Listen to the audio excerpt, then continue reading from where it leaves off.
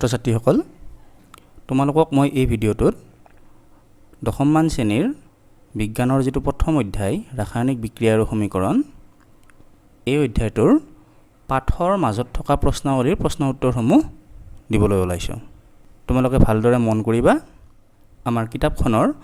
6 number পৃষ্ঠাত কিটামান প্ৰশ্ন দিয়া আছে তাৰে 1 নম্বৰ প্ৰশ্নটো হ'ল বায়ুত দহনৰ আগতে মেগনেছিয়ামৰ ফিটা এডাল পৰিষ্কাৰ কৰি ল'ব লাগে কিয় এই প্ৰশ্নটোৰ উত্তৰটো হ'ব মেগনেছিয়াম এবিধ সক্ৰিয় ধাতু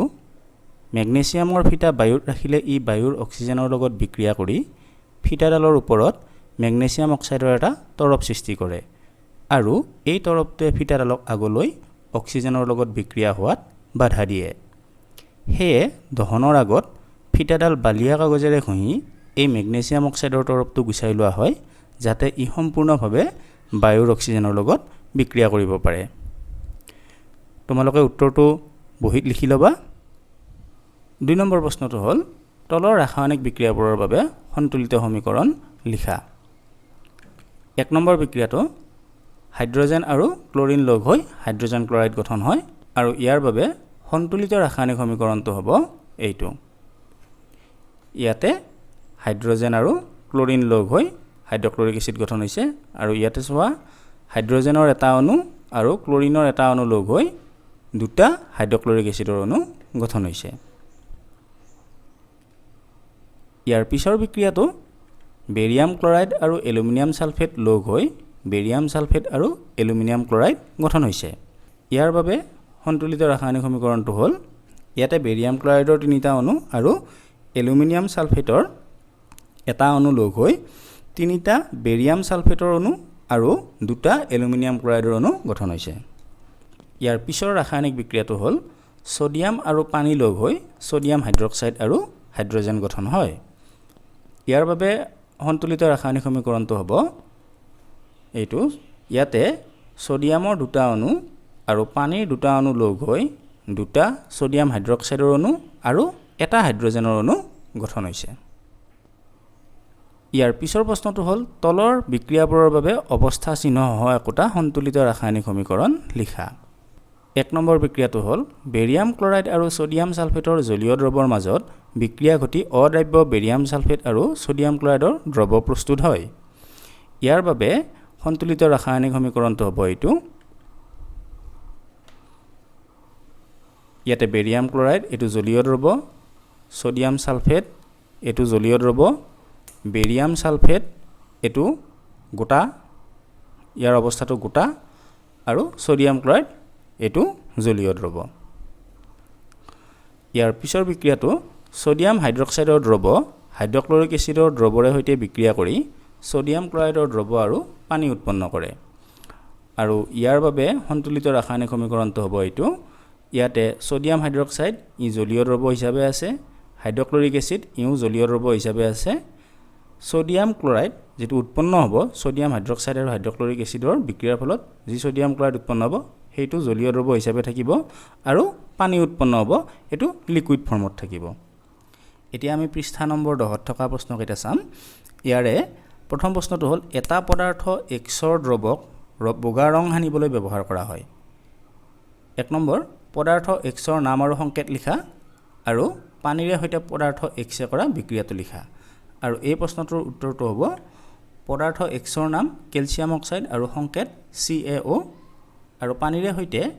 কেলছিয়াম অক্সাইডে বিক্ৰিয়া কৰা বিক্ৰিয়াটো হ'ব কেলছিয়াম অক্সাইড আৰু পানী CaO + H2O তাৰ পৰা কেলছিয়াম হাইড্ৰক্সাইড উৎপন্ন কৰিছে CaOH2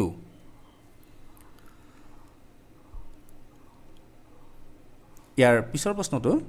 কাৰ্যকলাপ 1.7ত এটা পৰীক্ষানলত সংগ্ৰহ কৰা গেছৰ পৰিমাণ আনটো পৰীক্ষানলত সংগ্ৰহ কৰা গেছৰ পৰিমাণৰ দুগুণ কিয় এই গেছটোৰ নাম কি তোমালোকে এবাৰ কাৰ্যকলাপ 1.7টো পঢ়ি ল'বা উত্তৰটো হ'ব পানীৰ বিদ্যুৎ বিশ্লেষণত হাইড্ৰজেন আৰু অক্সিজেন পৃথক হয় পানী 2 ভাগ হাইড্ৰজেন আৰু 1 ভাগ অক্সিজেনৰ দ্বাৰা গঠিত যেহেতু হাইড্ৰজেন আৰু অক্সিজেন পৃথকে পৃথকে পৰীক্ষানলত সংগ্ৰহ কৰা হয় হে এটা পৰীক্ষানলত সংগ্ৰহ কৰা গেছৰ পৰিমাণ আনটো পৰীক্ষানলত সংগ্ৰহ কৰা গেছৰ পৰিমাণৰ দুগুণ হয় ইয়াত হাইড্ৰোজেন গেছৰ পৰিমাণ অক্সিজেনতকৈ দুগুণ হ'ব। এইবাৰ আমি পৃষ্ঠা নম্বৰ 13 থকা প্ৰশ্নকেইটা চাম। 1 নম্বৰ প্ৰশ্নটো হ'ল লোৰ গজাল এটা ডুবাই ৰাখিলে কপাৰ ছালফেট দ্ৰৱ এটাৰ ৰঙৰ পৰিৱৰ্তন ঘটে কিয়? উত্তৰটো হ'ব যিহেতু লো কপাৰতকৈ অধিক সক্ৰিয় ধাতু সেয়ে লোৱে কপাৰ ছালফেটৰ দ্ৰৱৰ পৰা কপাৰক অপসাৰিত কৰি আইৰণ ছালফেট উৎপন্ন কৰে, যাৰ বাবে দ্ৰৱটো সেউজীয়া বৰ্ণৰ হয়। আৰু ইয়াৰ ৰাসায়নিক বিক্ৰিয়াটো হ'ব এইটো। ইয়াতে কপাৰ ছালফেটে আইৰণৰ লগত বিক্ৰিয়া কৰি আইৰণ ছালফেট আৰু কপাৰ উৎপন্ন কৰিছে। ইয়াৰ পিছৰ প্ৰশ্নটো হ'ল কাৰ্যকলাপ 1.10 দিয়া বিক্ৰিয়াটোৰ বাহিৰে আন এটা ডি অপহৰণ বিক্ৰিয়াৰ উদাহৰণ দিয়া। উত্তৰ হ'ব সোডিয়াম কাৰ্বনেটে কেলছিয়াম ক্লৰাইডৰ লগত বিক্ৰিয়া কৰি কেলছিয়াম কাৰ্বনেট আৰু সোডিয়াম ক্লৰাইড উৎপন্ন কৰে। আৰু ইয়াৰ ৰাসায়নিক বিক্ৰিয়াটো হ'ল এইটো। ইয়াতে সোডিয়াম কাৰ্বনেট আৰু কেলছিয়াম ক্লৰাইড এই দুটাই বিক্ৰিয়া কৰি কেলছিয়াম কাৰ্বনেট আৰু সোডিয়াম ক্লৰাইড উৎপন্ন কৰিছে। ইয়াৰ পিছৰ প্ৰশ্নটো তলৰ বিক্ৰিয়াকেইটাত জাৰিত আৰু বিজাৰিত হোৱা পদাৰ্থসমূহ বাছি উলিওৱা। উত্তৰ 1 নম্বৰটোৰ কাৰণে সোডিয়াম জাৰিত হৈছে যিহেতু ই অক্সিজেন লাভ কৰিছে। 1 নম্বৰ ৰাসায়নিক বিক্ৰিয়াটো তোমালোকে লক্ষ্য কৰিলে দেখা পাবা ইয়াতে সোডিয়ামে অক্সিজেন লাভ কৰিছে। আৰু 2 নম্বৰ প্ৰশ্নটোৰ কাৰণে উত্তৰটো হ'ব কপাৰ অক্সাইড কপাৰলৈ বিজাৰিত হৈছে, আনহাতে হাইড্ৰোজেন অক্সিজেন লাভ কৰি জাৰিত হৈছে। 2 নম্বৰ বিক্ৰিয়াটোত চোৱা কপাৰ অক্সাইড কপাৰলৈ বিজাৰিত হৈছে, তাৰমানে কপাৰ অক্সাইডৰ পৰা অক্সিজেন আঁতৰি গৈছে। যেতিয়া কোনো এটা ৰাসায়নিক বিক্ৰিয়াত এটা যৌগই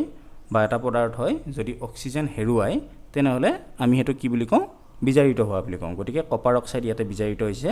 আৰু হাইড্ৰোজেনে অক্সিজেন লাভ কৰিছে। চোৱা হাইড্ৰোজেনে অক্সিজেন লাভ কৰি ইয়াতে পানী উৎপন্ন কৰিছে, গতিকে অক্সিজেন লাভ হ'লে জাৰিত হোৱা বুলি কওঁ। সেইকাৰণে ইয়াতে কি হ'ব? হাইড্ৰোজেন জাৰিত হ'ব।